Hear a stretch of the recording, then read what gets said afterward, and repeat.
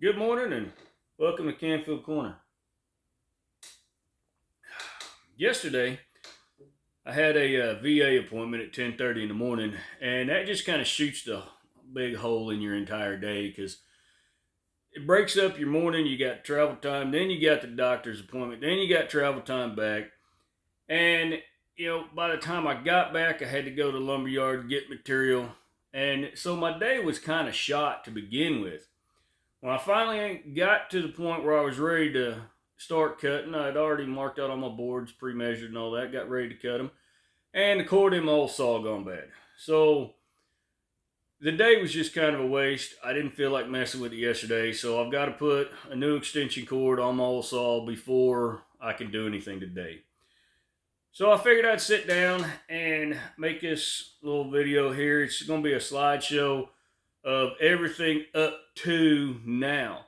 I didn't take a whole lot of video when I was building our cabin. I wanted to, and I thought about it in the beginning. I thought about doing a YouTube channel back then, but I was going through a divorce at the time, and there were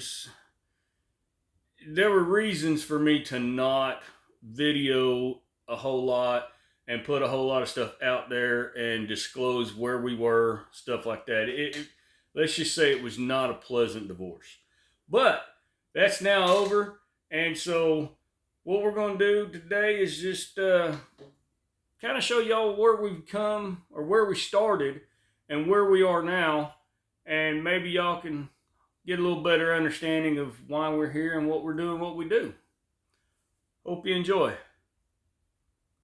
So we started out with 10.5 acres of raw, untouched land.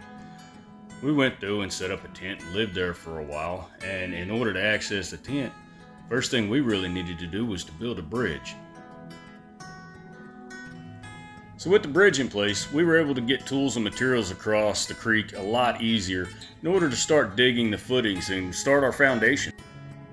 With the footings and piers in place, we were able to start building the floor system for the house.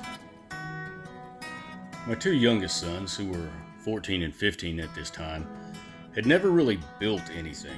They had helped me restore the 1902 Victorian home that their mother still lives in, but they had never built anything from the ground up. So this was a learning experience for them, and in all honesty, I believe that it brought the three of us a lot closer together.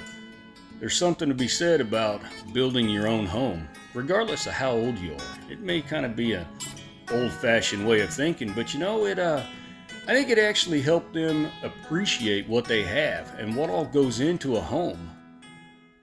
I never bought into the tiny house movement, but since our cabin is 586 square foot of floor space, technically it is a tiny house.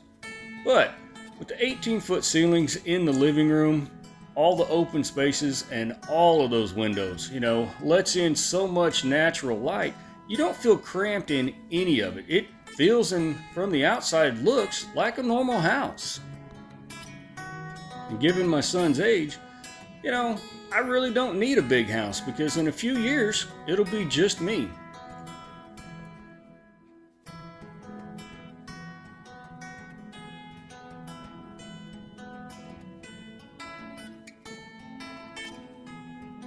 Now, I never intended to build an off-grid cabin, but I knew that we wanted a wood stove.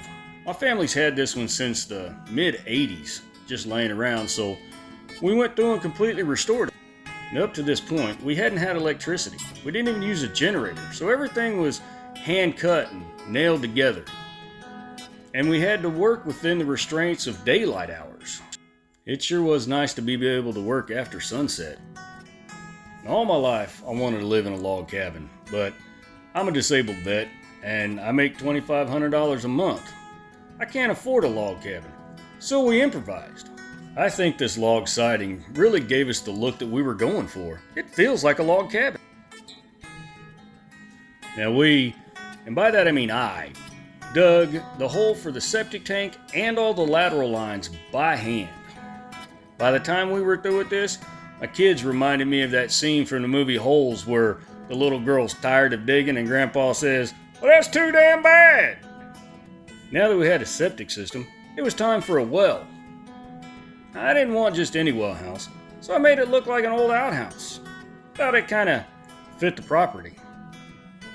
After a little more digging, a few PEX connections, we actually had running water at the cabin.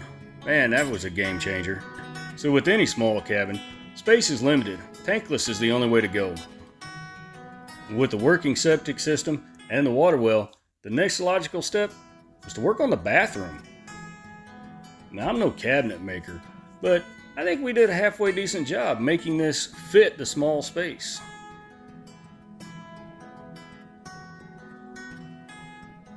With a working bathroom, the next item was we needed a kitchen.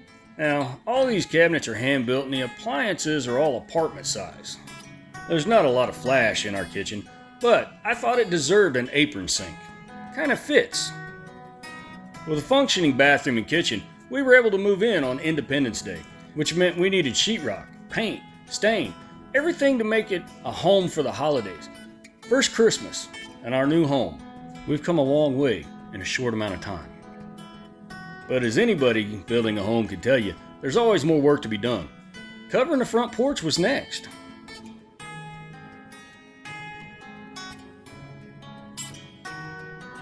With spring quickly approaching, we had a lot of work to do outside, a lot of fallen trees to cut up into firewood for next winter. With the warmer weather, we were able to get back outside and finish the log siding. Now, the log siding is only on the first floor. For the second floor and all the upper walls, we chose to go with board and batten. My youngest son, he wanted the cabin look, so we put white pine on his walls. We'll be doing more of this shortly. So this is just a few of the projects we got going on here at Canfield Corner. So be sure that you hit the like button and the subscribe button